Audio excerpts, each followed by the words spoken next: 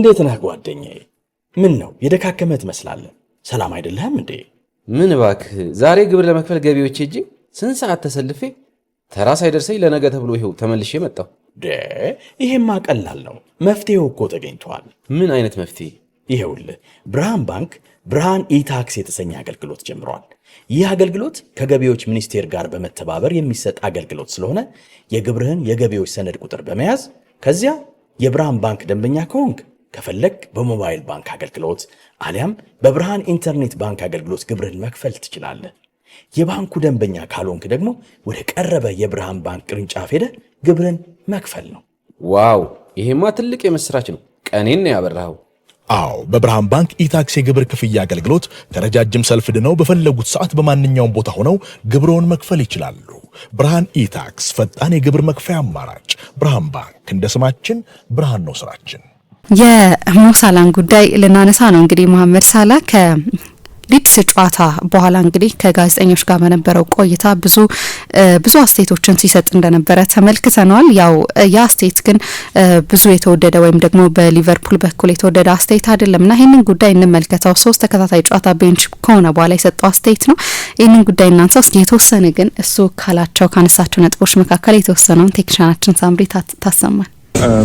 The club promised me in the summer for a lot of promises and nothing so far. I'm in the bench 3 games, so I can't say that they keep the promise. And I said that many times before. I had a good relationship with the manager, and out of the sudden, we don't have any relationship. I don't know why. It seems to me, how I see it, it's someone doesn't want to be in the club. It's not acceptable for me, to be fair. Like, I don't know why that's happening always to me. Like, I don't get it. I don't think I'm the problem. I have done so much for this club. I'm very disappointed. I'm very, very disappointed, to be fair. I have done so much for this club. Everybody can see that during the years, and especially last season. Sitting on the bench, I don't know why. Seems like the club is throwing me under the bus. That's how I feel it. I think it's very clear that someone wants me to get all the blame. The club promised me in the summer for a lot of promises and nothing so far. I'm in the bench 3 games, so I can't say that they keep the promise. And I said that many times before. I had a good relationship with the manager, and out of the sudden, we don't have any relationship. I don't know why. It seems to me. በእንግሊዝ ፕሪሚየር ሊግ ከታዩ እጅግ ምርጥ አሰልጣኞች ምርጥ ተጫዋቾች መካከል አንዱ የሆነው ምናልባትም ከምርጦቹ 10 ተጫዋቾች መካከል አንዱ ነው የሚሉ ብዙ አስተያየቶች እንዲሰጥ ያደረገ ብቃት በሊቨርፑል ቤት ላለፉት ዓመታት ሲያሳይ የነበረውና ባለፈው የውድድር ዓመት ከሻምፒየንስ ሊግ ከመውጣታቸው በፊት የባላንዶር ካንዲዴት የነበረው ተጫዋች ሞሳላ ከትናንትና በስቲያ እንግዲህ ይህንን አስተያየት ሰጥቷል። ዋናዎቹ ያው እኔ በሊቨርፑል ብዙ ቃል ተገብቶልኝ ነበረ ኮንትራቴን ሲፈርም፣ ነገር ግን ቃሎቹ አልተጠበቁም። አሰልጣኙ ጋር በድንገት አሁን ላይ ጥሩ ግንኙነት የለንም እንደዚያና ሌሎች ደግሞ በርካታ አስተያየቶችን ሰጥቷልና እንመልከተው። ይሄ ጉዳይ ምናልባት መጨረሻው ደርሷል ማለት እንችላለን። በሳምንት ሰኞ ዕለት ስንመጣ ሞሳላ ትልቅ አጀንዳ ይወራል የሚል ግምት አልነበረኝም። በሆነ ነጥብ ላይ ተደጋጋሚ ጨዋታዎች ላይ ተጠባባቂ ወንበር ላይ እየተቀመጠ ስለሆነ ለሱ አይነት ታላቅ ተጫዋች ለሊቨርፑልም ለፕሪሚየር ሊግም ለአፍሪካ እግር ኳስም ታላቅ ለሆነ ተጫዋች የሆነ ነጥብ ላይ ሊቀጥል የሚችል አይደለም። ሁል ጊዜ ተጠባባቂ ወንበር ላይ ሆኖ መዝለቅ ደግሞ የጃንዋሪ የዝውውር ጊዜ ከወር ያነሰ ጊዜ ነው የቀረው። ስለዚህ ምንድነው የሚሆነው ከዚህ በኋላ የሚል አንድ ርዕስ ሊሆን የሚችል ጉዳይ መነሳቱ ማይቀር ነበር። ግን ከየትኛውም በእንግሊዝ ከተደረገ ጨዋታ በላይ አጀንዳ የሆነው የእሱ ጉዳይ ነው እና የሚጠበቅ ነው። ባህራዊ ነው እንደዛ መናገሩ በትኩረት መሳቡ። ግን ስቲል አስደንጋጭ ነው። ለ7 ደቂቃ ከ32 ሰከንድ ነው ለእንግሊዝ የህትመት ሚዲያ የተናገረው። 7 ደቂቃ ከ32 ሰከንድ ለብቻው ነው የተናገረው። መናገር የፈለገውን ነገር በሙሉ መሐመድ ሳላህ ተናግሯል። እና ከዚህ በኋላ ነገሩ እንዴት ይሆናል የሚለው ውስብስብ ይመስለኛል። የመጀመሪያውን ፍንጭ ነገ እናገኛለን። ነገ ከኢንተር ጋር የቻምፒየንስ ሊግ ጨዋታውን ያደርጋል ሊቨርፑል። በሳንሲሮ ነው የሚደረገው። በውጤት በጣም አስፈላጊ ነው ለሊቨርፑል። በቻምፒየንስ ሊግ አይ ቲንክ 13ኛ ስፍራ ላይ ነው ያለው። አምና በዚህ ጊዜ አንደኛ ላይ ነው የነበረው። ወደ ሁለተኛው ዙር በቀጥታ ለማለፍ የመጨረሻዎቹን ጨዋታዎች ጥሩ ውጤት ማግኘት አለበት። በዚህ ጨዋታ ላይ አሰልጣኝ ስሎት ሙሐመድ ሳላህን የመጀመሪያ አሰላለፋቸው ውስጥ ይመልሱታል? ተጠባባቂ ወንበር ላይ በመቀመጡ ይቀጥላል ወይስ ሙሉ ለሙሉ ከቡድኑ ይታገዳል? እና ለወደፊቱስ ምን ማለት ነው የሚለውን አንድ የመጀመሪያ ፍንጭ የምናገኝበት ነው። ግን በእኔ ግምት መጨረሻው ደርሷል። ጥያቄ ያለው አይመስለኝም። ግን ነገሩ በጣም ያሳዝናል። አንዳንድ ጊዜ ልክ እንደዚህ ነው። ሰዎች ሮይኪን ከማንቸስተር ዩናይትድ ከወጣበት መንገድ ጋር፣ ክርስቲያኖ ሮናልዶ ከማንቸስተር ዩናይትድ ከወጣበት መንገድ ጋር ያነጻጽሩታል ነገሩን። 420 ጨዋታ ለሊቨርፑል ያደረገና በሊቨርፑል ታሪክ ሶስተኛው ከፍተኛ ጎል አስቆጣሪ የሆነ 8 ዋንጫዎች ያሸነፈ ቻምፒየንስ ሊግን 2 ፕሪሚየር ሊጎችን ጨምሮ 250 ጎሎች ያስቆጠረ 113 የመጨረሻ ኳሶች ያቀበለ በሊቨርፑል የቅርብ ዘመናት ታሪክ የማይረሱ ብዙ አስደናቂ ሞመንቶችን ለሊቨርፑል ደጋፊዎች የሰጠ ከምንጊዜም የአፍሪካ እግር ኳስ ታላላቅ ተጫዋቾች መካከል አንዱ፣ በፕሪሚየር ሊግም ከተጫወቱ አፍሪካውያን በእኔ እምነት ቁጥር 1 የሆነ ተጫዋች ከሊቨርፑል የምንጊዜም ታላላቅ ተጫዋቾች መካከል አንዱ ተብሎ መደመር ደግሞ ሊቨርፑል በታሪኩ ያለፉበትን ትልልቅ ተጫዋቾች እናውቃለን። ብዙ ከ60 በላይ ዋንጫዎች በታሪኩ ያሸነፈ ነው። 20 ፕሪሚየር ሊግ፣ 6 ቻምፒየንስ ሊግ እና ሌሎች በርካታ ዋንጫዎችን ያሸነፈ ነው። በዚህ የሊቨርፑል ታላቅ የስኬት ታሪክ ውስጥ በርካታ ታላላቅ ተጫዋቾች ደግሞ ነበሩ።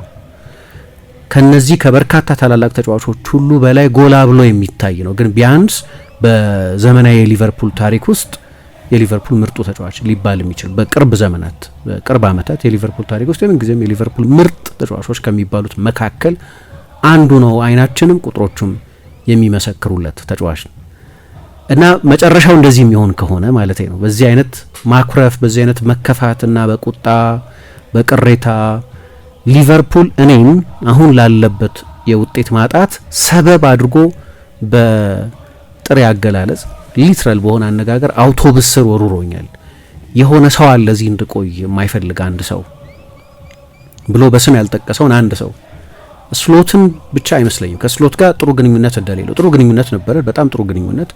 አሁን ግንኙነትም የለንም፣ ኖ ሪሌሽንሺፕ እና እኔ ለዚህ ክለብ ብዙ ታሪክ ሰርቻለሁ። ይሄ አይገባኝም። ክለብ ክረምት ላይ ምን ቃል እንደተገባለት በግልጽ አልተናገረም። ቃል ተገብቶልኝ ነበር፣ ግን ደግሞ ለመጀመር እያንዳንዱን ጨዋታ ለመጫወት አይ ኤርንድ ማይ ፕሌስ ተገብቶኝ ነው የምጫወተው። በዚህ ክለብ በሰራው ታሪክ ነው የምሰለፈው። እኔ ብቻ አይደለም መጥፎ እየተጫወትኩ ያለሁት። እንደዚህ በጣም መረር ያለ እንዲያውም ቪዲዮውን ስታዩና ትራንስክራይብ የተደረገውን ስታነቢ በጣም የተለያየ ነው። ቪዲዮ ላይ እንዲያው ተረጋግቶ እንጂ መጀመሪያ የዩቲዩብ ላይ የተጫነውን ያንን ቪዲዮ ሳያይ አንድ ሰው ትራንስክራይብ የተደረገውን ወይ በጽሁፍ የተቀመጠውን ቢያይ አንድ ሰው በጣም በንዴትና በቁጣ የተናገረው ቅጭም ባለፊት የተናገረው ነው የሚመስለው፣ ግን ፈገግ እያለ ነው ነጥቦቹን ግን ነጥብ በነጥብ ዝርዝር በዝርዝር ሙሐመድ ሳላህ ያስቀመጠው እና በዚህ ሁኔታ የሚለቅ ከሆነ በጥር የዝውውር መስኮት በተለይ አሁን ቅርብ ጊዜ ከፊታችን ያለው ትልቁ የዝውውር ጊዜ በጃንዋሪ የዝውውር ጊዜ ነው። በዚህ ሁኔታ የሚለቅ ከሆነ በጣም አሳዛኝ ነው የሚሆነው ለተጫዋቹ ከሊቨርፑል ጋር ላለው ግንኙነትም ሊቨርፑልን ላለፉት 8-9 ዓመታት ለወከለበት ስፖርታዊ ምግባርም አስደናቂ ፕሮፌሽናል ጠባይም ሜዳ ውስጥ ለሰጠው አቻ የሌለው አገልግሎትም ሊቨርፑል ለሱም ለዋለው ውለታም የሚመጥን አይደለም። በዚህ ሁኔታ የሚለቅ ከሆነ አሁን ከባድ አጣብቂኝ ውስጥ ነው ደግሞ ሊቨርፑል ያለው። የሊቨርፑል ሞደርን ዴይ ጀግና ነው፣ ግን ደግሞ አሰልጣኞች ተጫዋቾችን መምረጥ ያለባቸው በሜሪቶክራሲ እንጂ በታሪክ አይደለም። አሁን ባለ ፎርም ነው። ለእኔ ጥያቄ ነበር የሙሐመድ አንስቼው አውቃለሁ ከዚህ በፊትም። አሁን ያለው ፎርም ካርተ ብላንሽ አይደለም፣ እንደፈለገ ሙሐመድ ሳላህ እንዲጫወት የሚያደርግ በጣም አስደናቂ ብቃት ላይ አይደለም ያለው። ስለዚህ የሆነ ነጥብ ላይ ተጠባባቂ ወንበር ላይ ከተቀመጠ ሌጀንድ ነውና ቅድም እንዳልኩት ርዕስ መሆኑ እንደማይቀር ግልጽ ነው። ልክ ሮናልዶ ተጠባባቂ ወንበር ላይ ሲቀመጥ ርዕስ እንደነበረው የክለቡ ሌጀንድ የሆነ ሰው ተጠባባቂ ወንበር ላይ መቀመጥ ሲጀምር ደግሞ በጣም ኢጎቲስቲካል በመሆናቸው የሚታወቁ ተጫዋቾች አሉ። ኢጎቲስቲካል መሆናቸው ነው ስኬታማ ያደረጋቸው መጨረሻ ላይ ለራሳቸው ያላቸው ክብር ባዩ ከዛ ወደ ምን ይለወጣል ወደ ኢሉዥን ይለወጣል እና ምንም በሆነ ነው ስቲል ቤስት ነኝ ብሎ ማመን አይነት ደረጃ ላይ ይደርሳል እና ያ ነው ድራይቭ ያደረጋቸው ለስኬታቸው ያ ነው እዛ ጫፍ ድረስ ያስቀመጣቸው። ከዛ ግን ያንን ምንድነው ሀቅ ሴንስ ኦፍ ሪያሊቲ አንቺም ልትደክሚ እንደምትችይ ፍጥነትሽ ሊቀንስ እንደሚችል የሆነ ጊዜ ጎል ማስቆጠር ልታቆሚ እንደምትችይ እንደማንም ሰው ምንም ያስደናቂ ብትሆኝ እንደማንም ሰው የሆነ ጊዜ አካላዊ መድከም አእምሯዊ መዛል የፎርም ችግር የብቃት ችግር እግር ኳስ የሆነ ቦታ ላይ ትቶሽ እንደሚሄድ መገንዘብ አለመቻል ደረጃ ላይ ይደርስና ያ ኢጎ ችግር መሆን የሚጀምርበት ጊዜ ይመጣል።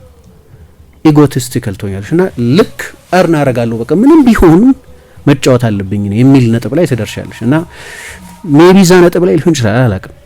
ግን ሊቨርፑል እንደ ኢንስቲትዩሽን የአሰልጣኞች ቡድን ታላላቅ ተጫዋቾች ነበሩት። ለምሳሌ ለእኔ በእኔ አስተያየት ሪያል ማድሪድ የአሰልጣኞች ቡድን አይደለም የተጫዋቾች ቡድን። አለቆቹ ብዙ ጊዜ ተጫዋቾች ናቸው። ታሪኩ ራሱ ይህንን ይነግርሻል። ሪያል ማድሪድ ወደ 46 አሰልጣኞች ገደማ ቀጥሯል። 8ቱ ብቻ ናቸው ከ2 ዓመት በላይ የሰሩት።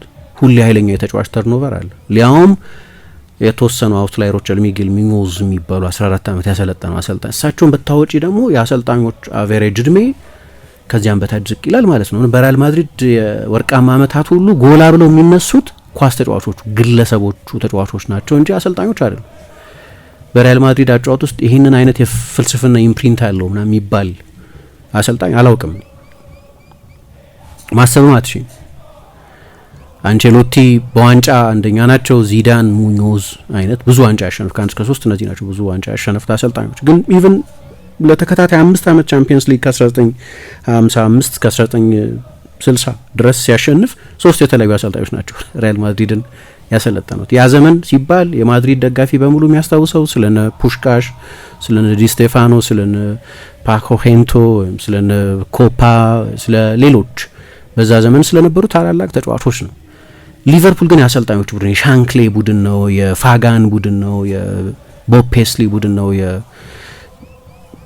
የዳልግሊሽ ቡድን ነው፣ የቤኒቴዝ ቡድን ነው፣ የሁሊዬ ቡድን ነው፣ የክሎፕ ቡድን ነው። ሁሌም አሰልጣኞቹ ናቸው እነዛን ዘመኖች ዲፋይን የሚያደርጉት። አሰልጣኞቹ ደግሞ በሜሪቶክራሲ ነው ተጫዋቾችን ማሰለፍ ያለባቸው። ፖለቲካል መሆን የለበትም። እገሌ ስለሆነ መሆን የለበትም። እገሌ በመሆኑ ምክንያት የምትሰጪው ተጨማሪ መንገድ አለ። ሙሐመድ ሳላ በመሆኑ ምክንያት ይመስለኛል በዚህ ዓመት በ19 ጨዋታ የጀመረው እንጂ የፎርም ጉዳይ አይመስለኝም ያንን ሁሉ ጨዋታ ያስጀመረው። ፎርም ቢሆን ባለፈው 31 ጨዋታ 11 ብቻ የጎል ኮንትሪቢዩሽን አሲስትም ሲደመር ጂኤ ጎል ሲደመር አሲስት በሚሉት ያለው ተጫዋች አይሰለፍም ነበር የፎርም ቢሆን ኖሮ። ግን እንዲህ አይነት ትልልቅ ተጫዋቾችን እንደ ሙሐመድ ሳላህ አይነት ወይ እንደ ክርስቲያኖ ሮናልዶ አይነት ትልልቅ ተጫዋቾችን የሆነ ነጥብ ላይ ተጠባባቂ ወንበር ላይ የምታስቀምጪ ከሆነ አሁን ማናቃቸው ብዙ ነገሮች አሉ። ለምሳሌ አርነ ስሎት አንድ የዋሹን ነገር አለ፣ ወይም ለፕሬስ ኮንፈረንስ ወይ ለፐብሊክ የዋሹት አንድ ነገር በቃ ደስተኛ ነው ሙሐመድ ሳላህ ቡድኑን መደገፍ ላይ ነው ያተኮረው እንጂ የግል ሁኔታው ላይ አይደለም ትኩረት ያደረገው ሲሉ ነበር ባለፈው አርብ በነበራቸው ፕሬስ ኮንፈረንስ ላይ። ነው አይደለም። ሙሐመድ ሳላህ የሚሰማው ስሜት እንደዛ አይደለም። አሁን ከነዛ ውሳኔዎች ጀርባ ሙሐመድ ሳላህን በሚመጥን ሁኔታ ኮሚኒኬት አድርገሽዋል ወይ አለ አይደለም። ቅር መሰኘቱ አይቀርም፣ ቅር ብሎታል ብለዋል እሳቸውም። ግን እንደ ማንኛውም ተጫዋች ደግሞ ተጠባባቂ ወንበር ላይ ታስቀምጪው አትችይም። ሮናልዶ ልክ እንደ ማንኛውም ተጫዋች ተጠባባቂ ወንበር ላይ ማስቀመጥ ስህተት እንደነበር በስፖርታዊ ምክንያት ሮናልዶን ተጠባባቂ ወንበር ላይ ማስቀመጥ ትክክል ሊሆን ይችላል። ሙሐመድ ሳላህን ተጠባባቂ ወንበር ላይ ማስቀመጥ ትክክል ሊሆን ይችላል። ኮሚኒኬት የምታደርጊበት መንገድ ግን በጣም ወሳኝ ነው። ለምሳሌ ታስታውሺ እንደሆነ ሮናልዶን የሚያክል ተጫዋች ሲያሟሙቅ ምናምን ቆይቶ 5 ደቂቃ ወይ 3 ደቂቃ ሲቀረው ግባ ከምትይው ባይገባ ይሻላል። ለሮናልዶ የማንቸስተር ዩናይትድ ብቻ ሳይሆን የእግር ኳስ ታሪክም የሚመጥን ስላልሆነ ወይ ሙሐመድ ሳላህን በሊድስ ጨዋታ 90 ደቂቃ ሙሉ ተጠባባቂ ወንበር ላይ ማድረግ ለዚህ ተጫዋች ሌጋሲ የሚመጥን ስላልሆነ ሃንድል የምታደርጊበት መንገድ የማን ማኔጅመንት ጥበብን የሚጠይቅ ከጀርባ ምን እንደሆነ አላውቅም። አሁን እሱ የተናገረው ኖ ሪሌሽንሺፕ ነው፣ ምንም ግንኙነት የለም ከአሰልጣኙ ጋር። ከጥሩ ግንኙነት ወደ ግንኙነት ወደ አለመኖር ነው ሄጅ ያለው የሚለው እና በጣም ትልቅ አጀንዳ ነው። በተለይ ባለፈው የውድድር ዘመን የሰራሁት ስራ እና ደግሞ ለኔ ለሶስት ተከታታይ ጨዋታ ተጠባባቂ ወንበር መሆን በእግር ኳስ ህይወቴ በሙሉ ሆኖ የማያውቅ አሁን ሊቨርፑል ለገጠመው ችግር እኔን ሰበብ ማድረግ ችግሩ እሱ ነበር ማለት ነው የሚል መልእክት ለማስተላለፍ የሚደረግ ብሎ የጠቀሳቸው ሌሎች they threw me under the bus ቅድም እንዳልኩት እኔን አውቶቡስ ስር ወርውረውኛል አይነት የሚመስል እና የሆነ ሰው ከክለቡ ሊያስወጣኝ ይፈልጋል የሚል በጣም ጠንካራ አስተያየቶች ነው የሰጠው። እና ምን ተሰማሽ ግን ስትሰሚ የአንድ ታላቅ ተጫዋች በኔ እምነት ደግሞ ባለፈው የውድድር ዘመን በነበረው በጣም አስደናቂ ሲዝንም ብዙ ጊዜ ስናነሳ እንደነበረው ከዚህም በላይ ክብር የሚገባው ተጫዋች ይመስለኛል እንደኔ እምነት። ቀላል አይደለም መሐመድ ሳላህ የቃላቱ ሚዛን ቀላል አይደለም። ማንም ሌላ ሰው አይደለም የተናገረው መሐመድ ሳላህ ነው የተናገረው እና እዚህ ሲናገር የንግግሮቹም ኃይል የተናጋሪውም ሰው ማንነት አጀንዳ ያደርጋቸዋል። እና ምን ፊል አረክሽ ስትሰሚ እና ከዚህ በኋላስ መጻኢ ዕድል ያለው ይመስልሻል ሊቨርፑል ውስጥ? ቢኖረው በጣም ደስ ይለኛል ከዚህ በኋላ ምክንያቱም ያው እሱን የመሰለ ተጫዋች በተለይ በሊቨርፑል ታሪክ ከምርጦቹ ተጫዋቾች መካከል ከፊት የሚያስቀምጡት ብዙዎች አሉ አይደለም፣ ምንም ጥያቄ የለውም። በተለይ በውጤት ከሆነ ደግሞ አስደናቂ ጊዜን ማሳለፍ ይችላልና እንደዚህ ባለ መንገድ ከክለቡ ጋር ቢለያይ እኔ አሁን ሞሳላ ከሊቨርፑል ጋር በቅርብ ዓመታት እንደሚለያይ ተጠብቃለ ተፈጥሯም ይመስለኛል አይደለ ከእድሜው መሄድና ብዙ በተለይ ደግሞ ፈላጊዎች እንዳሉት ስታስብ ከዚህ በፊትም ሊለያይ ይችላል የሚለውን ነገር አውጥተ ማሰብ አትችልም። ግን ከሊቨርፑል በክብር ልክ ሌሎች ሌጀንድ የሆኑ ተጫዋቾቻቸው እንደተሸኙት በክብር ይሸኛል የሚል እምነት ነው የነበረኝ። አይ ቲንክ እንደዛ የሚሆን ይመስለኛል። እኔ የሊቨርፑል ካልቸር ራሱ ተጫዋቹ እንደዚህ ባለ መንገድ ከክለቡ ጋር እንዲለያይ ይፈቅድለታል እርግጠኛ አይደለሁም። ግን ደግሞ ሁለት መሀል ላይ ያለም ይመስለኛል አይደለ ክለቡ በአርነ ስሎትና በሞሳላ መካከልም ግን ደግሞ ወደ 24 ከወሰደው የሆነ ሰው አለ እንደወጣ እኔ አሰልጣኙ ለማለት ይመስለኛል። አሁን አንዳንድ ሰዎች ምን ይላሉ የሱ መቀመጥ የስሎት ውሳኔ ብቻ ላይሆን ይችላል። ለምሳሌ እነ ማይክል ኤድዋርድስ በሳምንት 400,000 ፓውንድ ቦነስን ሳይጨምር የሚከፈለው በዩሮ ወደ 2 ሚሊዮን ዩሮ በአመት የሚከፈለው ተጫዋች ነው እና መውጣቱን የሚፈልጉ ሹማ ማይክል ኤድዋርድስ ሲሆን ወይ የሆነ ሰው ሌላ የሊቨርፑል ሰው አለ ብሎ ያምናል የሚለው እንግሊዝ ፕሬሶች ታያለች።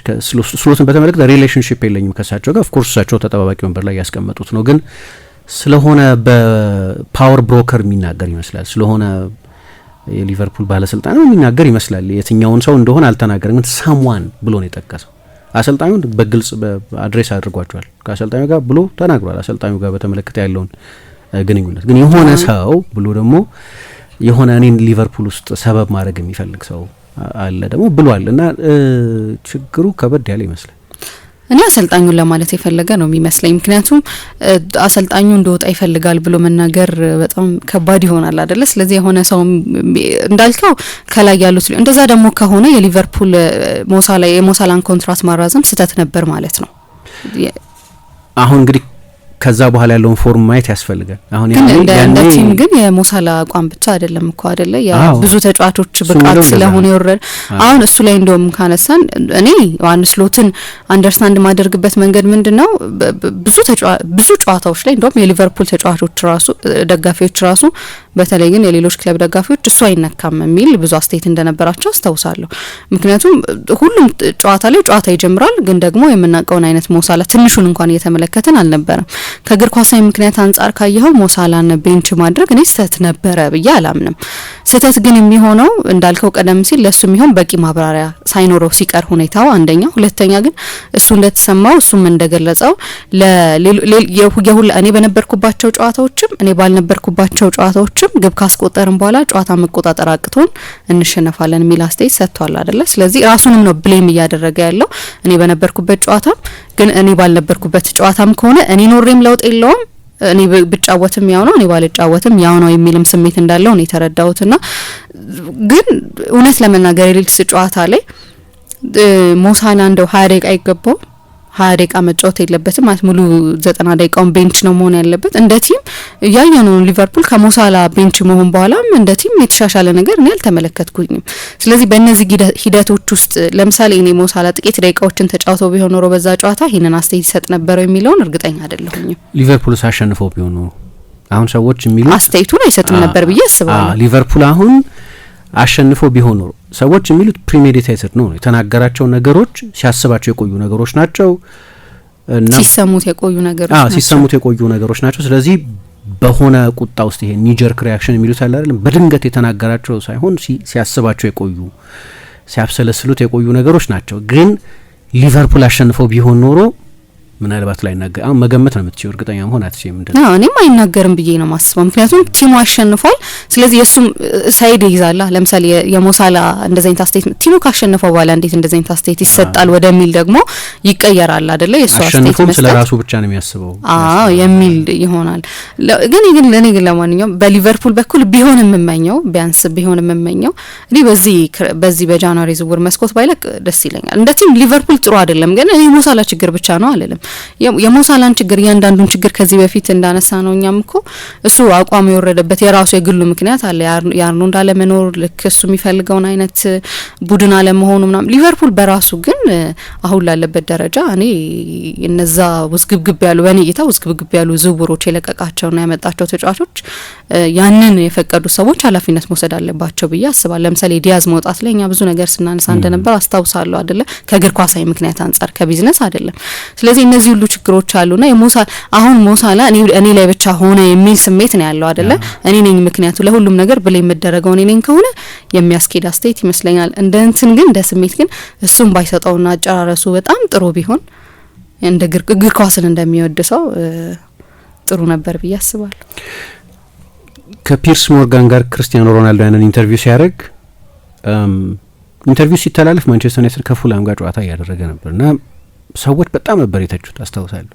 በጊዜው ጉዳዩ ክርስቲያኖ መሆን የለበትም ትንሽ ልጅ አሌሃንድሮ ጋርናቾ የሚባል ክርስቲያኖን ሮል ሞዴል የሚያደርግ ተጫዋች የእግር ኳስ ህይወቱን ትልቅ ምሽት እያሳለፈ ነው። ዩናይትድ ባለቀ ሰዓት ከዓለም ዋንጫ በፊት የመጨረሻ ጨዋታውን ሲያደርግ ከዓለም ዋንጫ በፊት የነበረ የመጨረሻ ጨዋታ ነው። አትሊስት ከሞርጋን ጋር ተነጋግሮ ዲሌይ ማድረግ ይችል ነበር። በዛ ሰዓት እንዴት ኤር ይደረጋል የክርስቲያኖ ቃለ ምልልስ? እንደዚህ አይነት የክለቡ ሌጀንድ ስትሆኚ ነገሮቹን የበለጠ ጥንቃቄ ለኢንስቲትዩሽኑ የበለጠ በማሰብ መሆን አለ የሚሉ ሰዎች አሉ። እንደዛ የሚሉ ሰዎች አሉ። መሐመድ ሳላህንም በተመለከተ አሁን ሊቨርፑል ከባድ ችግር ውስጥ ነው ያለው። ነገሩን ስለ ራሱ ማድረግ የለበትም። የሊቨርፑል ሌጀንድ ነውና የሱ 2 ወይ 3 ጨዋታ አለመጫወት አጀንዳ ዋናው አንገብጋቢ አጀንዳ ማድረግ ያለበት እሱ አይደለም። ዩኒቲ ነው በዚህ ጊዜ ሊቨርፑል የሚያስፈልገው። የሆነ ተጫዋች ቢጫወት ባይጫወት ጉዳዩ አሁን የሊቨርፑልን ችግር የበለጠ የሚያወሳስብ እንጂ የሚያቀል አይደለም። የሊቨርፑልን የቤት ስራ የበለጠ የሚያከብድ እንጂ የሚያቀል አይደለም። ስለዚህ ለኢንስቲትዩሽኑ የበለጠ ማሰብ አለበት እንደዚህ የሚሉ ሰዎች አሉ። ግን እኔ የክርስቲያኖ ቃለ ምልልስ ከእንደዚህ አይነት ሴንቲሜንት ውጪ ኦኬ አይጫወትም ከዚህ በኋላ አንድም ጨዋታ ለማንቸስተር ዩናይትድ አይጫወትም ብዬ እርግጠኛ ነበር። ከአይነት ቃለ ምልልስ ከሰጠ በኋላ ሁሉንም ነው የነካቸው፣ ከላይ እስከታች ያሉትን ከባለቤቶቹ እስከ አሰልጣኙ ድረስ ያሉትን። አንዳንዶቹን እንደ ራልፍ ራኒክ አይነቱን ከዛ በፊት የነበሩትን አሰልጣኙም አይደለም የሚልም አስተያየት ሰጥቶ ስለነበር፣ ቴንሃግን አያከብረኝም የሚል አስተያየት ሰጥቶ ስለነበር በስምም አድሬስ አላረጋቸውም ቴንሃግን እና ያንን ቃለ ምልልስ ሳይ ኦኬ ከዚህ በኋላ አይጫወትም ለምንም ነገር አልተመለሰም ክርስቲያኖ ያንን ቃለ ምልልስ በሰጠበት ጊዜ እና እውነትም ማንቸስተር ዩናይትድ ወዲያውኑ ኮንትራቱን ተርሚኔት ያደረገው እንደማይጫወት ግልጽ ነበር። እኔ ያንን ቃለ ምልልስ ሲሰጥ ክርስቲያኖ ወደ አልናስር ለመሄድ ወስኖ ነበር። ከዛ ፊት በነበረው ክረምት ወደ አልናስር የመሄድ አጋጣሚ ነበረው፣ ግን አልሄደም። በአውሮፓ መቆየት ይፈልግ ነበር። የሱ ኤጀንቶች ትልልቆቹን የአውሮፓ ክለቦች በሙሉ አነጋግረው ነበር፣ ባርሴሎናን ሳይቀር አነጋግረው ነበር። ያኔ ክረምት በሙሉ አጀንዳ ነበር። ዘግይቶን ወደ ልምምድም የተመለሰው እንደምታስታውሹ። በዛ ክረምት ለመልቀቅ ፈልጎ ነበር እና ያንን ቃለ ምልልስ ሳይ ግን እንደማይቀጥል ግልጽ ነበር። ሌላ የሚጠቀስ ታሪክ የሮይ ኪን ታሪክ ማንቸስተር ዩናይትድ በሚድልስቦሮ ከተሸነፈ በኋላ የማንቸስተር ዩናይትድ ቲቪ ላይ የኤምዩ ቲቪ ላይ ያኔ የክለቡ ተጫዋቾች እየተጫወቱ ያሉ አክቲቭ ተጫዋቾች ይተነትኑ ነበር እና ተጫዋቾቹን በሙሉ አልማራቸውም ሮይ ኪን። እንዲያውም ጋሪ ኔቭል ታሞ ይሆን የሆነ ነገር ሆኖ ብቻ ጋሪ ኔቭል ተራ ነበር ያለታ ጋሪ ኔቭል የቦሮ ጨዋታ ላይ ስላልተሰለፈ እና ሮይኪን ፍሌቸርን ሌሎቹንም ተጫዋቾች በሙሉ ከፍ ዝቅ አድርጎ ተናገራቸውና መስመሯን ተላለፈ። ፈርጉሰን ልክ እንዳሁኑ አይ ቲንክ ኖቬምበር ነበር ያን ጊዜ ወዲያው ነው ኮንትራቱን ተርሚኔት ያደረጉት። እንዲያውም እሱ ተጎድቻለሁ እና አታጫውቱኝ ግን ተጎድቻለሁ ወደ ሌላ ክለብ መሄድ ከሆነ እስከ ጥር ድረስ መቆየት። አሁን አንዱ ምርር ብሎ ፈርጉሰን ላይ እስካሁን ድረስ በጣም መራር በሆነ ሁኔታ የሚናገረው ስንት ጊዜ ከጉዳዩ ያወጣሁት ሰው የሆነ ነገር አንዴ መስመር አለፍኩ ግን አታጫውተኝ ግን ቢያንስ ከጃንዋሪ ድረስ ታገሰኝ ከዛ ይሄዳል አልኩኝ ግን ከክለቡ ጋር ለመመደብ እንድሰራ አልፈቀደልኝም እንደዚህ ይላል። እስካሁን ድረስ ከ20 ዓመትም በኋላ ከዛ ምሬት ጋር ነው ያለው አሉ እንዲህ ፌመስ ፎል አውትስ የሚሏቸው። የሙሐመድ ሳላ በዛ መጠን መጠቀስ ይችል እንደሆነ አላውቅም ግን ያንን ቃለ ምልልስ ካየሽ በኋላ ለሊቨርፑል ሊጫወት ይችላል። እንዲያውም ምን አለ አንዱ እዚሁ ቃለ የተናገረው ንግግር ላይ ብጫወትም ባልጫወትም ለእናቴና ለአባቴ ደውዬ የብራይተኑን ቅዳሜ የሚደረገውን ጨዋታ እንዲታደሙ ጠይቄያቸዋለሁ ኖ ማተር ዋት ብጫወትም ባልጫወትም። ስለዚህ የደህና ሆኖ የሚመስል ከዚህ በኋላ የአፍሪካ ዋንጫ እየመጣ አይደለ? ስለዚህ እስከ ጃንዋሪ ድረስ ለሊቨርፑል ተጨማሪ ጨዋታ አያደርግም። የቅዳሜው ጨዋታ የመጨረሻ ጨዋታው ነው የሚሆነው። ብሰለፍም ባልሰለፍም ደጋፊውን ደህና ሆኖ ምልበት አይነት ነው የሚመስል። በኤላንድ ሮድም ለነገሩ ደጋፊዎቹን ቻው ሲል ታይቷል። እንግዲህ ኮንትራቱን ፈረመ። እኔ በጊዜው መቼስ ያኔ ስናነሳ እንደነበረው ሊቨርፑል ለሙሐመድ ሳላ ኮንትራት የሚሰጠው ከዚህ በፊት ለሰራው ስራ አይደለም። እግር ኳስ ትልቅ ኢንዱስትሪ ነው፣ ትልቅ ቢዝነስ ነው እና ይሄ ተጫዋች ባለፈው የውድድር ዘመን ብቻ 57 የጎል አስተዋጽኦ ነበረው። 34 ጎሎች አስቆጥሯል። 23 የመጨረሻ ኳሶች ያቀብሏል። ምሳ እንዲያውም ቅድም እንዳነሳሹ በባሎንዶር አሁንም እኮ አራተኛ ነው። ባሎንዶር አራተኛው ነው የጨረሰው። አሁን ስለ አንደኝነት እናወራ ስለነበር እንጂ አሁን በዚህ ሰዓት በባሎንዶር የዓለም አራተኛ ምርጥ ተጫዋች ነው። የኮንትራቱ ጉዳይ ግን ያን ጊዜም ቢሆን 33 ዓመቱ ሊሆን ስለነበር እና አንዳንድ ጊዜ አንዳንድ ተጫዋቾች ድንገት 33 ዓመት በኋላ አንዳንዴ በቶሎ ፎርም የመውረድ ነገር የሚያጋጥማቸው ጉዳት ሲገጥማቸው ቶሎ ሪከቨር ለማድረግ በጨዋታዎች መሀል ከአንድ ጨዋታ ወደ ሌላ ጨዋታ ቶሎ ሪከቨር ለማድረግ ችግር ይገጥማቸዋል። ግን ሙሐመድ ሳላህ የተለየ ነው። ላይፍ ስታይሉም የፊትነስ ሁኔታውም ሪከቨሪውም በህይወት ውስጥ ያለው ጥንቃቄም አመጋገቡ ላይ የሚወስደው ትኩረትም በጣም ከፍተኛ የፕሮፌሽናል የህይወት ስርዓት ያለው ስለሆነ ከሌሎቹ የበለጠ የመጫወት እድል አለው። ደግሞ አሁን የኒውትሪሽን ሳይንስ፣ የፊትነስ ሳይንስ፣ የሪከቨሪ ሳይንስ እነዚህ ሁሉ ነገሮች የተጫዋቾችን ሼልፍ ላይፍ የእግር ኳስ እየተጫወቱ የሚቆዩበትን በላይኛው በከፍተኛው ደረጃ እየተጫወቱ የሚቆዩበትን እድሜ ከፍ አድርጎታል። እሱ ደግሞ በጣም ኃይለኛ ፕሮፌሽናል ነው። ስለዚህ ከዚህ በፊት ለሰራው ስራ ሳይሆን ይሰራልናል ተብሎ ለሚታሰብ ነገር ነው ኮንትራቱ የተሰጠው። እንዲሁ ነገሩን ወደ ቁጥር ካወረድሽው ግን ኮንትራቱን ከፈረመ በኋላ 26 ጨዋታ ተጫውቷል ሙሐመድ ሳላ። በእነዚህ 26 ጨዋታዎች 7 ጎል ነው ያስቆጠረው። የሳላ ቁጥሮች አይደሉም እነዚህ። አሁን እሱ የሚለው ከዚህ በፊት በሊቨርፑል ውስጥ የሰራሁት ስራ ከፉክክር ሊጠብቀኝ ይገባል። ለቦታዬ ከሚደር በእያንዳንዱ ቀን እየመጣሁ ለቦታዬ አልፎካከርም ብሏል እዚህ ቃል ምልልስ እና ይሄ ለእኔ ተቀባይነት የለውም። አይ ኤርንድ ኢት በእያንዳንዱ ቀን እየመጣሁ የሊቨርፑል የቀኝ ክንፍ ተጫዋች ለመሆን ከዞቦዝላይ ጋር ወይ ከፍሎሪያን ቪርትዝ ጋር ወይ ከአንዱ ጋር መፎካከር የለብኝም ነው ነገሩ። እርን አድርጌዋለሁ እዚህ ውስጥ በሰራሁት ስራ የሚል እግር ኳስ እንደዛ የሚሰራ አይመስለኝም። ለሱ ያልተለመደ ነው ግን መናገር። ቅድም እንዳነሳሽው በጣም ቁጥብ ነው ሙሐመድ ሳላ። ይሄን ተናገረ ሲባል ብዙ ጊዜ አትሰሚም። 420 ጨዋታ ለሊቨርፑል አድርጓል እስከ አሁን ድረስ እና በ420ውም ጨዋታ የፕሪንት ሚዲያ ጋዜጠኞች በሚክስድ ዞን ከተጫዋቾች የሆነ ንግግር ለመስማት ይጠብቃሉ። በ417ቱ አላደረገውም ከዚህ በፊት 3 ጊዜ ብቻ የተናገረው። አንድ 2018 ላይ ሲፈርም የማይመስል የነበረ 40 ጎል አስቆጥራለሁ ብሎ ስለነበር 40ኛ ጎሉ እንዳስቆጠረ ቆሞ ተናግሯል። ስለዛ 44 ጎል ነበር አመቱ ሲያልቅ ያስቆጠረው። ሁለተኛ በአመቱ ሊቨርፑል ቻምፒየንስ ሊግ እንዳሸነፈ 2019 ቶተንሃምን አሸንፈው ያን ጊዜ ስለ ቻምፒየንስ ሊግ ድሉ ሊናገር፣ በሌላኛው አጋጣሚ አሁን እኔ የምለው ለፖስት ማች የፍላሽ ኢንተርቪው አይደለም የምለው ለእንግሊዝ የፕሪንት ሚዲያ የተናገረው የበቀደሙን አይነት ኢንተርቪው ማለት ነው።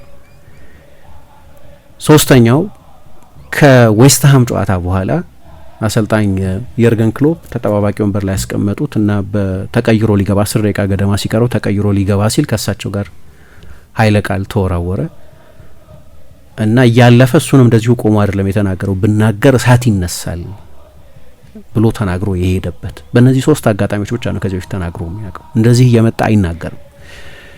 ያሁኑ ግን እኔ ሬሚ አባስም የተጫዋቹ ወኪልም ፋሲሊቴት ያደረጉት ይመስለኛል ነገሩን። በደንብ ጋዜጠኞቹ በነበሩበት ነው። ምን መናገር እንዳለብኝ አላቅም። ያስቃል፣ ማመን አልችልም። የሚቆጠርብን ጎል አስቂኝ ነው። በቡድናችን ውጤት አዝኛለሁ።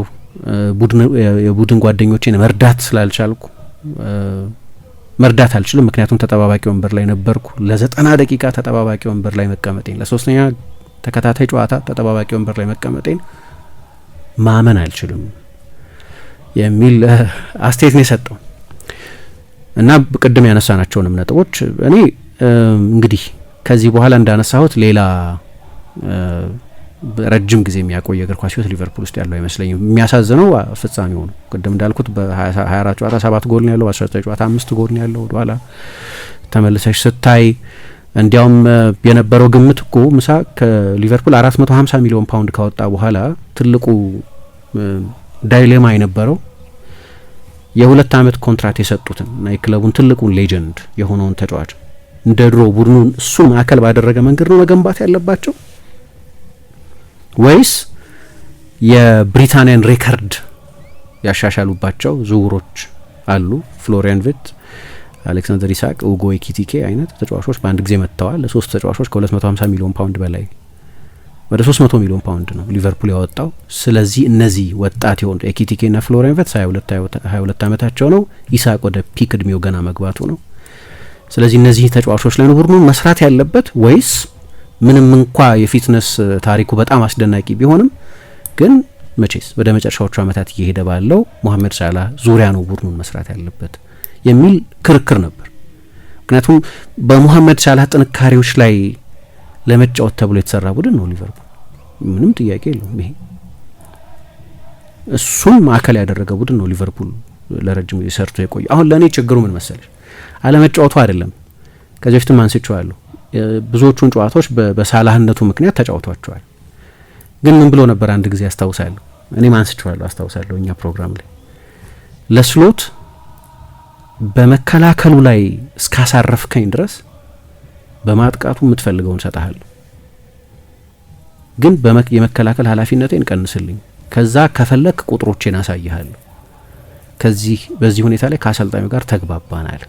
ስሎት ወደ ሊቨርፑል እንደመጡ ስለነበረ ዲስከሽን ሲናገር በመከላከል ያለብኝን ኃላፊነት አንሳልኝ ወይ ቀንስልኝ፣ በማጥቃቱ ቁጥሮቼን አሳይሃለሁ አለ እና በደንብ ሰራ። ይሄ ሊቨርፑል ለሙሐመድ ሳላህ የመከላከል ኃላፊነት የለበትም ብሎ ከግዴታ ሊፍት እንዳደረገው አላቅም። እንደዚህ ተባብለናል እንዴ ባለፈው ሲሉ ነበር አርነ ስሎት ራሳቸው።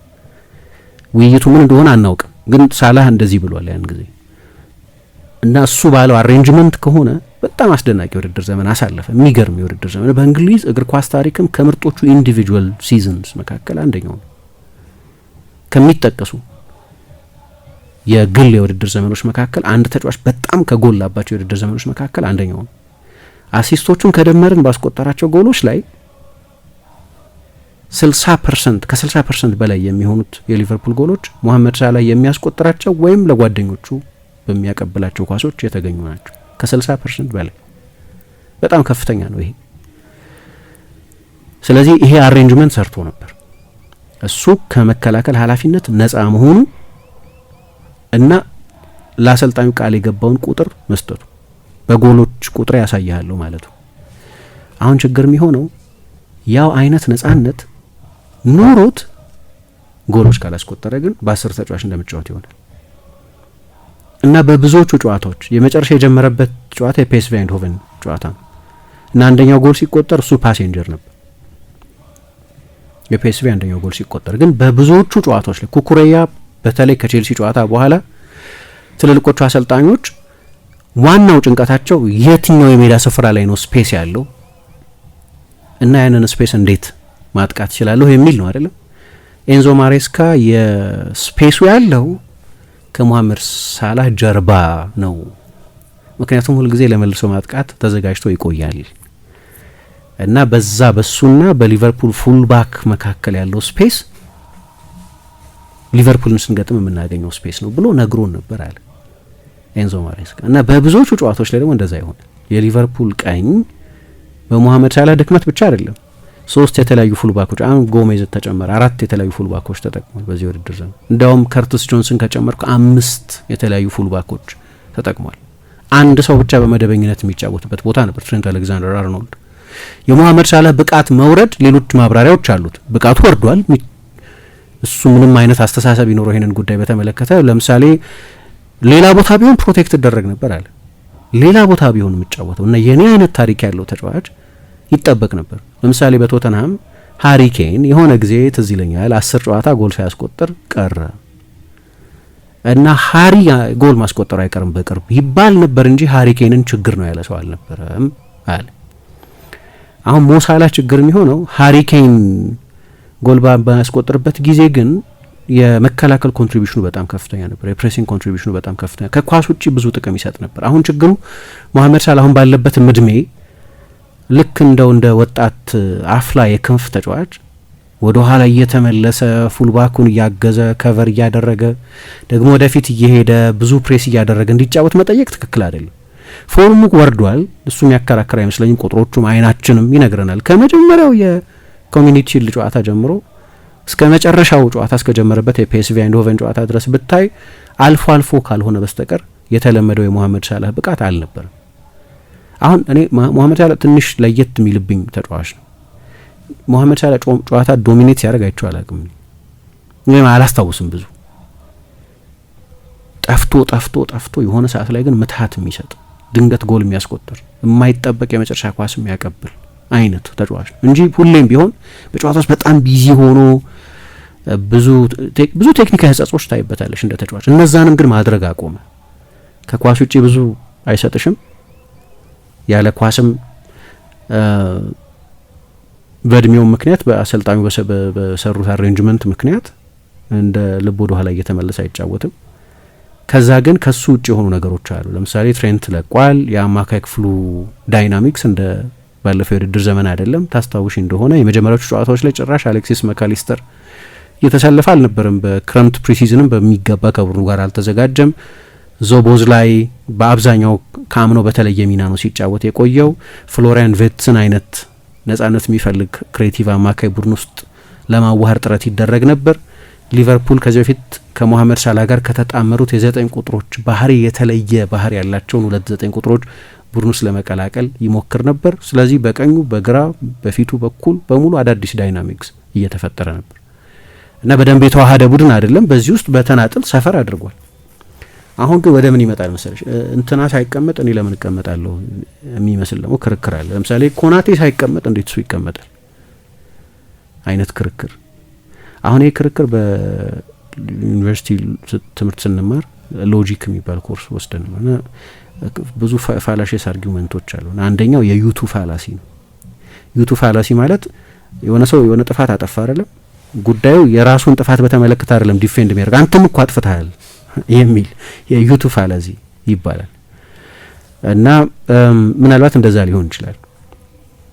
ኮናቴ የሚጫወትበት ምክንያት እኔ ድሮ ነው ኮናቴ ቤንች መሆን የነበረበት። አንዱ ክርክር እኮ ለእኔ የኮናቴ መሰለፍ እኮ መረዳት ያቅተኛል። በቀደም ፍጹም ቅጣት ምት ያሰጠበትን መንገድ አይተሸዋል።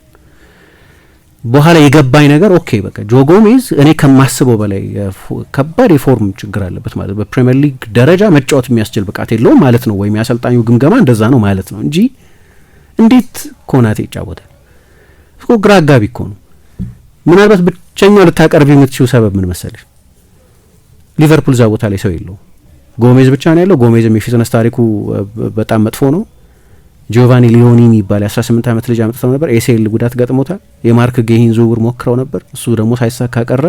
ስለዚህ ሊቨርፑል ሰው የለውም እዛ ቦታ ላይ። ብቸኛው ሊቀርብ የሚችለው ጀስቲፊኬሽን እሱ ነው እንጂ ስሎት እኛ የምናየውን የሚያዩ ከሆነ ኮናቴ እንዴት ይጫወታል? ማለት ቢያንስ እንዴት ተከታታይ ጨዋታዎችን አይጀምርም? ግራ እኮ የሚያጋባ ነው። ኬርኬዝ እንዴት ይጫወታል እነዚህን ሁሉ ጨዋታዎች? ተመሳሳይ ጥያቄ ነው። ሌሎቹም ተጫዋቾች በተመለከተ ተመሳሳይ ጥያቄ አለ። ግን በተለያየ ጊዜ ደግሞ ተቀምጠዋል እነዚህ ተጫዋቾች። ኮናቴ ብቻ ነው እንዳልኩት፣ እሱ የፖዚሽን ኤክሰፕሽኒዝም አለበት።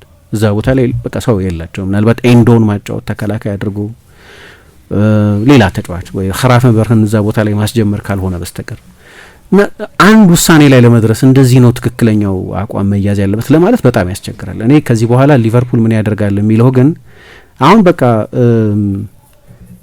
ብዙ የማይናገር ተጫዋች ተናግሯል። ትልቅ ተጫዋች ነው። ተበሳጭቷል። ተጠባባቂ ወንበር ላይ በመቀመጡ ሰበብ ተደርጎ እንደተቆጠረ ተሰምቶታል። ስለ ስንብት እያሰበ ነው። ቅዳሜ ምናልባት የምሰናበትበት ሊሆን ይችላል ብሏል። እኔ የተጠቀመው ኦፕሽን አሁን ይሄ ሊቨርፑል ታላቅ ተጫዋች ሊቨርፑልን ለዝውውር ፎርስ እያደረገ ነው ወይም ከአርነ ስሎት ጋር ከአርነ ስሎትና ከሳቸው ከሱ አንዱን መምረጥ አለበት። አሁን ይሄ መጥፎ ፕሬሲደንስ ይሆን። አርነ ስሎት ውጤታቸው ጥሩ አይደለም። ከ15 ጨዋታ 9 ተሸንፈዋል። የበቀደም የሊድስ ጨዋታን አንዴ 2-0 አንዴ 3-2 እየመሩ ቡድናቸው እንደገና ሌላ ጨዋታ አቻ ተለያይቷል። ነገሩ ግን ሌላ ማሰልጣኝ ቢመጣ ይሄኛው የሳላ ፎርም በሊቨርፑል ውስጥ የመጀመሪያ አሰላለፍ ውስጥ የሚያቆየው አይደለም እና ለአሰልጣኝ ውሳኔ ክብር መስጠት የሚያስፈልግበት ታሪክ አለው። ቅድም እንዳልኩት ሊቨርፑል የአሰልጣኞቹ ቡድን ነው፣ ወይም አሰልጣኞች ሁልጊዜ ከሊቨርፑል ታሪካዊ ዘመን ጋር የሚነሱ ናቸው እና በሜሪቶክራሲ ማመን አለበት። አንድ ተጫዋች መጫወት ካለበት ከዚህ በፊት በሰራው ስራ ሳይሆን ምንም ያህል አስደናቂ ቢሆን የሆነ ነጥብ ላይ ይደረሳል። ተጫዋቹ ያንን እርን የሚያደርግ አንድ ሰው እንደምን አለ መሰለኝ ሳሙኤል አስመሰለኝ ልክ ነው። የውድድር ዘመኑ ሲጀመር ቦታውን እርን ያደርጋል። ስለዚህ ከክሪስታል ፓላስ ጋር ጀምሯል። ስለዚህ ከቦርንመዝ ጋር ጀምሯል። ስለዚህ ከበርንሌ ጋር፣ ከአርሰናል ጋር እያለ እስከ በቀደሙ እስከ መጨረሻ ጨዋታ ድረስ ጀምሯል። ግን ያ ክሬዲት እዛ ቦታ ያበቃል። በሳላህነቱ ያገኘው ክሬዲት እዛ ቦታ ላይ ያበቃል ብሏል። እኔ ተረድቻለሁ ተጫዋቹን። ለኔ ትልቁ ጥያቄ ሰሞኑን እሱን ተጠባባቂ ወንበር ላይ ሲያስቀምጡ ነገሩን እንዴት ነው ይህንን በጣም ሴንሲቲቭ የሆነ ጉዳይ አሰልጣኙ እንዴት ነው ሃንድል ያደረጉት የሚለውን ግን አናውቅም። እሱን ለኔ ነጥቡ እሱ ነው እንጂ የሳላህ መቀመጥ ተቀመጠ ሲባልም አልገረመኝም። ተጠባባቂ ወንበር ላይ ሆነ ሲባል ብዙ የሚያስገርም አልነበረም። ፎርሙ ጥሩ ስላልሆነ ኦኬ መቀመጥ እኮ ሳይገባው አይቀርም ምንልበት ሰሞን ላይ ደርሰን ስለነበር ብዙ የሚያስገርም አልመሰለኝም። ግን በዛ የውሳኔ ፕሮሰስ ውስጥ አሰልጣኙ ሬኮግናይዝ ማድረግ ያለባቸው ነገር አድርገዋል ወይ? ሴንሲቲቭ ጉዳይ እንደሆነ ተረድተው ነው ወይ ተጫዋቹን እያስቀመጡ የነበረው? እንዴት ነው ኮሚኒኬት ያደረጉት የሚለውን ግን አላቅም። እሳቸው ሂ ዋዝ ፉሊ ሰፖርቲቭ ምናምን ሲሉ ነበር፣ ውሳኔያቸውን እንዳከበረላቸው ሲናገሩ ነበር። ግን ግልጽ ነው ንግግሩ በጣም የተጎዳ ዋጋ ያልተሰጠው ሰበብ ተደርጎ የተቆጠረ ተጫዋች ደግሞ ንግግር ነው። ስለዚህ ሊቨርፑል አሁን መቼስ አሰልጣኙ የሚቀበሉት አይመስለኝም። አንድ ሹመኛ መጥቶ አይ አጫውተው ቢላቸው ማየውና ያለሁ ይህንን ውሳኔ እንዳሳልፍ ነው የቀጠራችሁኝ፣ ስለዚህ መስመር እየተጣሰ ነው ይላሉ ማለት ነው ሰውየው።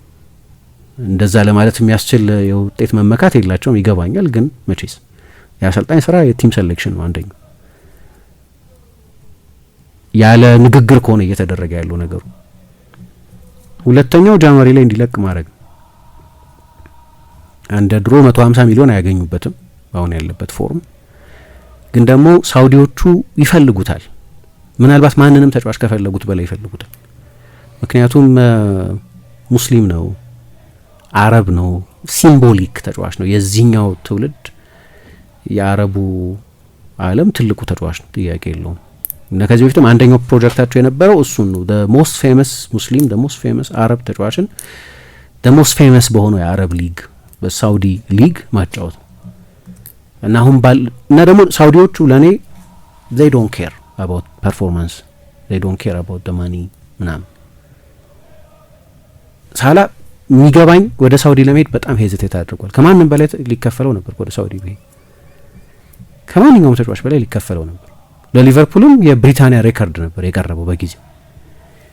ግን ነው ይቀረኛል በአውሮፓ ብሎ የሚያምን አሁንም አንዳንድ ሰዎች እኔ እንጃ ወደ ሳውዲ መሄድ መፈለጉን የሚሉ ሰዎች አሉ። ለጊዜው ያለው ኦልተርኔቲቭ እሱ ነው። ወደ አውሮፓ ሊሄድ ካለ ደግሞ 400,000 ፓውንድ ነው በሳምንት የሚከፈል። ያንን ደሞዝ መክፈል የሚችል ሌላ ክለብ ማን አለ? ተወሰኑ ክለቦች ናቸው ይህንን ደሞዝ መክፈል የሚችሉት። ሪያል ማድሪድ፣ ምናልባት ፓሪስ ሳን ዠርማን ክለቦች በቃ ከነዚህ ውጪ ብዙ ሊወጣ አይችልም። ሌሎቹ ክለቦች ሜቢ የስቴት ክለቦች እንደዚህ ኒውካስል፣ ማንቸስተር ሲቲ አይነት ግን ወደ እነዚህ ደግሞ ይሄዳል ብለን አንጠብቅም። እና ለሁሉም በጣም ቁልፍ ነው። ተጫዋቹ ወደ ሳውዲ መሄድ ይፈልጋል ወይ አሁን ወይስ የዛሬ አመት ወይ ዛሬ 2 አመት የነበረው አቋም ላይ ነው ያለው? አሁን ለጊዜው ያለው መፍትሄ እሱ ይመስላል። ካልሆነ ወደ መጀመሪያ አሰላለፍ እንዲመጣ ፎርስ ማድረግ ደግሞ የአሰልጣኙን ውሳኔ ትሬስፓስ ማድረግ ማለት ነው። በሜሪት አይደለም ተጫዋች የሚሰለፈው ማለት ነው፣ በታሪኩ ነው ማለት ነው የሚል አቅጣጫ ያስወስዳል። ለምን እንደተበሳጨ ግልጽ ነው፣ ግን በጣም መረር ያለ ንግግር ነው የተናገረው እና ከዚህ በኋላ የሚሆነው በጣም የሚያጓጓ ይመስለኛል። ከየትኛውም የእግር ኳስ ጨዋታ በላይ በሳምንቱ ትልቁ አጀንዳ የነበረው እሱ ነው እና በሁለት ሀሳብ እንድትከፋ የሚያደርግ አይነት ነው። ግን እኔ ማላቀው ከጀርባ እንደዚህ አይነት ትልቅ ተጫዋች እና እንደዚህ አይነት ትችት አይደለም ኢጎ፣ ግን በጣም ትልቅ ኢጎ እንዳለው ግልጽ ነው። ለስታቲስቲክሶች በጣም እንደሚጨነቅ ግልጽ ነው። ለጎሎች በጣም እንደሚጨነቅ ግልጽ ነው። ለራሱ የጎሎች ቁጥር እንደሚጨነቅ ግልጽ ነው። ይህንን የሚያደንቁትም ሰዎች የሚጠፋቸው አይመስለኝም። ባለፈው ሳዲዮ ማኔም ይህንኑ በትችት ሳይሆን ግን ለሱ ስታት ማተር እንደሚያደርግ አውቃለሁ ብሏል። ችግር የለውም ለስታቶች መጫወት። ሳላህን ሳላህ ያደረገው ምናልባት እነዛን ሪከርዶች የሚያሳድድ ፐርሶናሊቲ መሆኑን ሊሆን ይችላል እና እንዴት ሃንድል እንደሚደረግ ከዚህ በኋላ አላውቅም። ሊቨርፑል እንዲህ አይነት ነገር የምትሰሚበት ክለብ አይደለም። እንደ አጋጣሚ ሆኖ እንዲህ አይነት ታሪክ የምትሰሚበት ክለብ አይደለም። የሚገርም ነው ይሄ። ለምሳሌ አርሰናል ውስጥ የኦባሚያንግ የኦዚል ኤፒሶድ ነበር። ማንቸስተር ዩናይትድ ውስጥ የሮናልዶ ሩኒ ያንን ስቴትመንት ያወጣ ጊዜ ወደ ማንቸስተር ሲቲ ሊሄድ የነበረ ጊዜ 2010 እስካሁን ድረስ የሚያመሩበት ማንቸስተር ዩናይትድ ደጋፊዎች አሉ ላለው ሌሎችም በሊቨርፑል ብዙ የተለመደ አይደለም። እዛው ሊቨርፑል ውስጥ የተጫወተ ያለ ተጫዋች በዚህ ልክ አሰልጣኙ በዚህ ልክ የክለቡን ሃይራርኪ ሲጋፋ ማየት ብዙ የተለመደ አይደለም። በሌሎችም ክለቦች እንደዚህ እናያለን። ለሊቨርፑል በጣም ያልተለመደ ነው። ስለዚህ ከዚህ በፊት የሆነን ተጫዋች ጉዳይ በተመለከተ በዚህ መንገድ ፈተውታል የሚል ፕሬሲደንስም ያለ አይመስለኝም እና ትልቅ ጊዜ ይመስለኛል። አንዱን ፍንጭ ግን ነገ ማየት የምንጀምር ይመስለኛል።